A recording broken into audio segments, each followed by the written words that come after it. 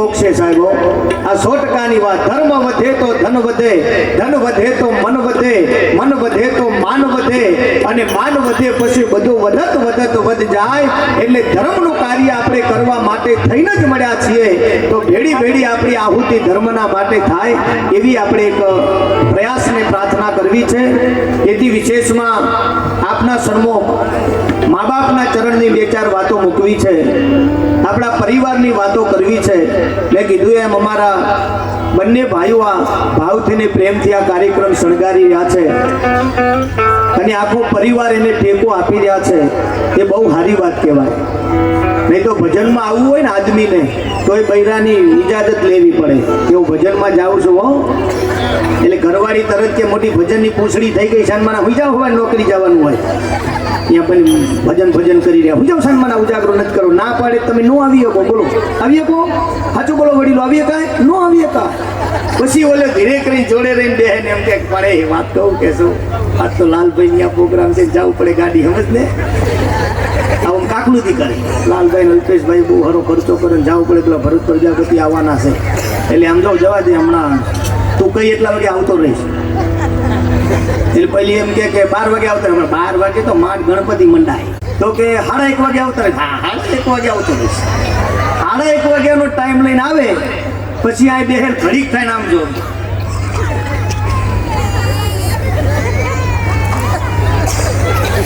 જેવો 1:30 વાગે ઊભો થઈને જાય એ સમજવાનું ટાઈમ વાળો ઉપડ્યો.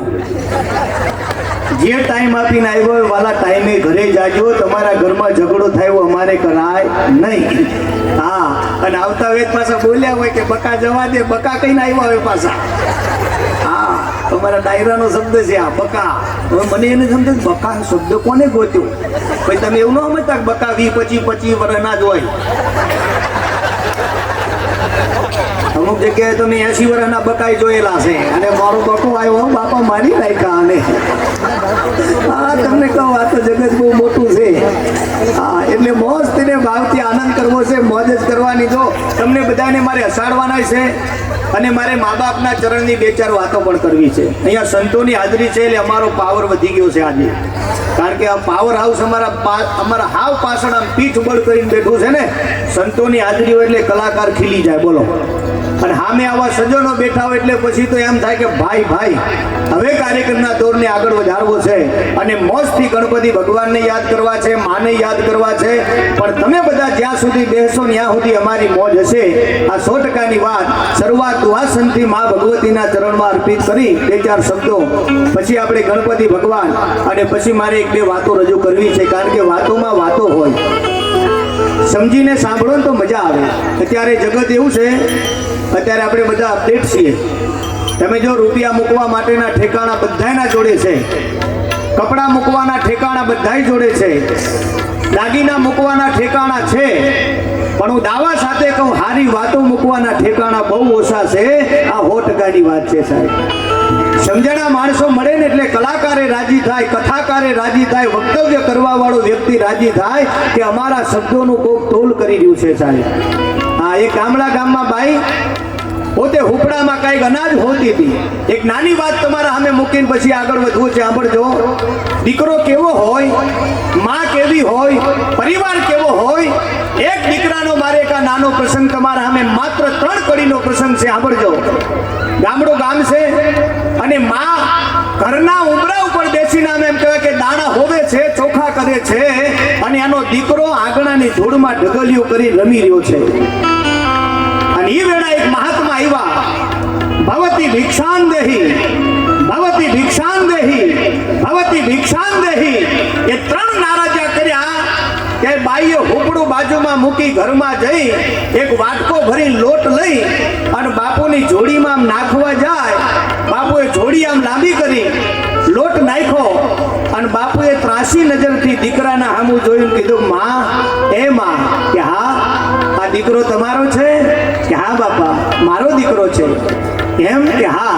અહીંયા આવજો બેટા. દીકરો જોડે આવ્યો, બાપુને પગે લાગ્યો અને પગે લાગ્યો ત્યારે બાપુ બોલ્યા કે માં એક વાત કહું કે શું? આ તારો દીકરો છે ને? કે હા છે ને. એ મોટો થઈને મહાન વ્યક્તિ બનવાનો છે. જગતના ચોકમાં એના નામના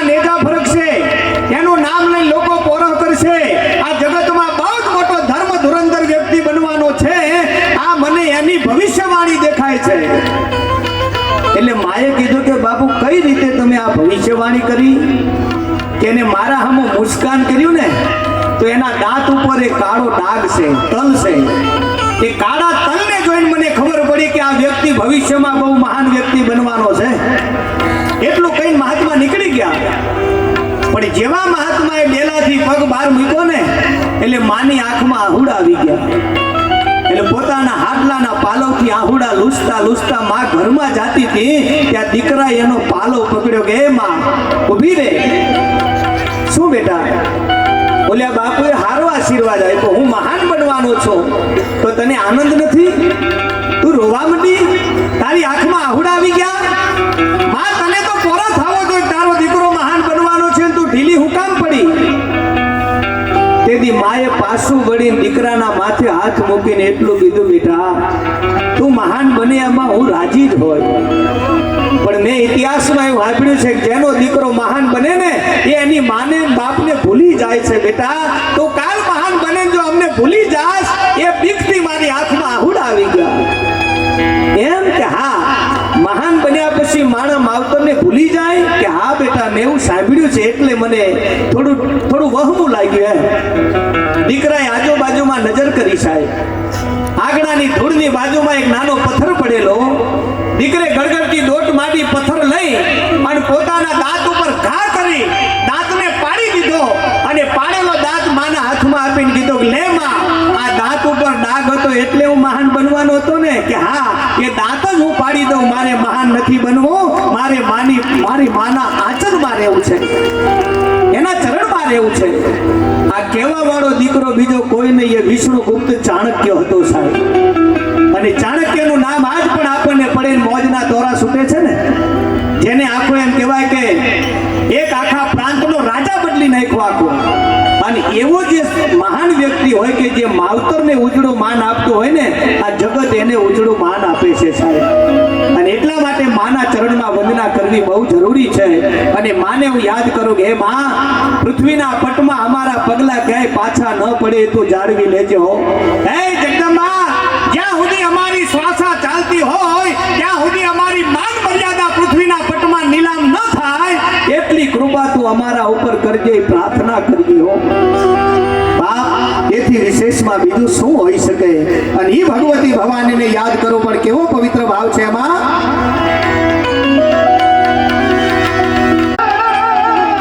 મારી શાંતિ કરણ જગ ભરા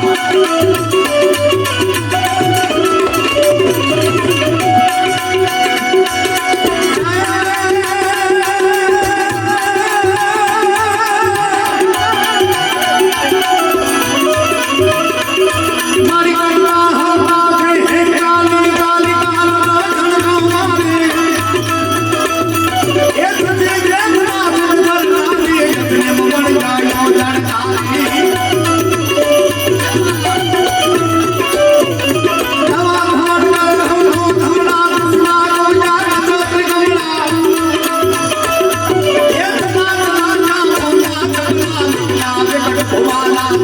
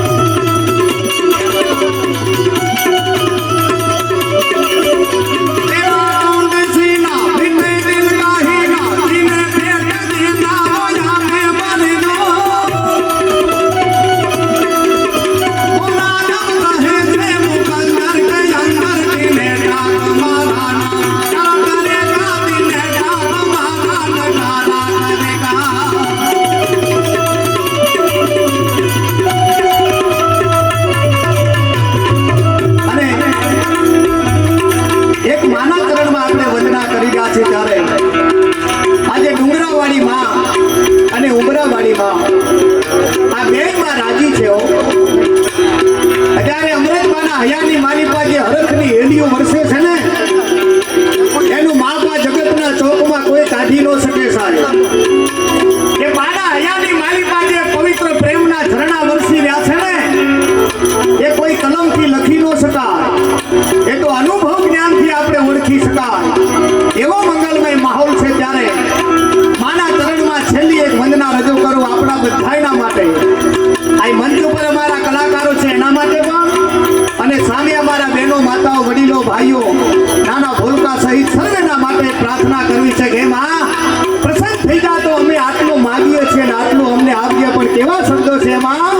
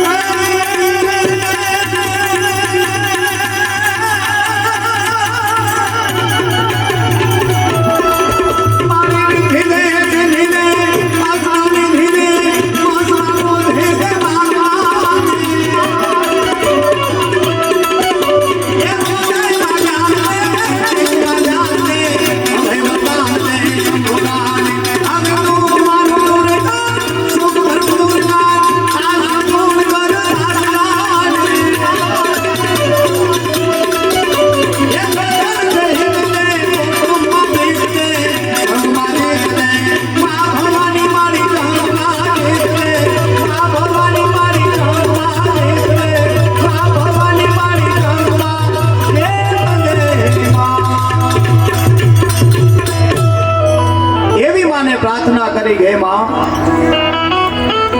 તારું નામ લઈને પૃથ્વીના પટમાં અમે ડગલા ભરીએ નાડું માડીઓ જમ જણાફા ખાય તોય માને સોરુની ચિંતા થાય અને કેમ વિહરીએ કાગડા. વિચાર તો કરો પથારીમાં પડી હોય જમને જીવને વાદ હાલતો હોય તો એ માને પોતાના દીકરા દીકરીની ચિંતા થાય. ઈ માં છે પ્રેમથી રોટલો ખવડાવનારી માં છે અને રોટલાની વ્યવસ્થા કરવા વાળો બાપ છે. બાપ ઈ ઘરનો મોભ છે. માં છે ને કરુણાની મૂર્તિ છે. કદાચ પરિવારના માથે કોઈ વિપત્તિ આવે તો માં છે જાહેરમાં રોઈ શકે પણ બાપ જાહેરમાં રોઈ ન શકે. એને ખબર છે કે હું આ ઘરનો મોભ કહેવાય. મારી આંખમાં આહુડા જોશે ને તો મારો પરિવાર ભાગીને ભૂકો થઈ જાય એટલે જાહેરમાં ન રોઈ શકે સાહેબ. એને આહુડા પી જવા પડે અને એટલું બલિદાન દેવા વાળું તત્વ જો કોઈ હોય તો એ માને બાપ છે સાહેબ. અને આજે આપણે મા બાપની વંદના કરવા મળ્યા છીએ એટલે માના ચરણમાં મેં આ પ્રાર્થના કરી દુહાસન દ્વારા કે માં રિદ્ધિ દે સિદ્ધિ દે અષ્ટનવ નિધિ દે વંશમાં વૃદ્ધિ દે બાકવાની. આ હૃદયમાં જ્ઞાન દે ચિત્તમાં ધ્યાન દે અભય વરદાન દે શંભુ રાની. दुख को दूर कर सुख भरपूर कर आस संपूर्ण कर दास जाने. आ बैठा एवा सज्जनों से हित दे मारा कुटुंब में प्रीत दे अन तारू नाम लई जंग में जाऊं तो मने जीत पावी दे. आ प्रार्थना छे और प्रार्थना छे ने एटीएम कार्ड से. हाँ तुम्हारी प्रार्थना जो વધારો है ने तो जेम एटीएम कार्ड भरावो ने पैसा आवे ने तेम एटीएम कार्ड भरावो ने पुनरावृत्त ઊભું થાય એ પ્રાર્થનાનું એટીએમ કાર્ડ છે. અને ઈ મંગલમય માહોલ છે ત્યારે વધારે વાત નહીં કરતા તમામ કલાકારોનું સન્માન કર્યું. અહીંયા સંતોનું પણ સન્માન કર્યું. પડેલા ને કે કોઈ બહાર ન કાઢે બોલો આપણે ગારામ પડી ગયેલા ખાડો હતો ઊંડો બહાર નીકળી ન ગયા પણ એક કોલેજિયન છોકરો આવ્યો ને એને દયા આવી કે બા આમ તો ખાડામાં પડી ગયા આ ગારામાં ન હાલે. પોતાના નવા કપડા પહેર્યાની ચિંતા કર્યા વગર પડ્યો ખાડામાં. ડોશીમાના ઉચકીને એક મસ્ત હારા ઓટલે બેહાઈ પછી બાજુના ઘેરથી 2 ડોલ પાણી ભરલાઈને ડોશીમાં નવરાવ્યા ચોખા કર્યા. પછી પૂછ્યું બા હવે કેમ લાગે? તઈ બા બોલ્યા બેટા 1.5 કલાકથી ગારામ પડી હતી કોઈ મારું હામું જોતું નથી પણ તું એ જમ આવીને મને ઉચકીને ઠેકોણે કરી મારો ઠાકર તને ઠેકોણે કરશે જા.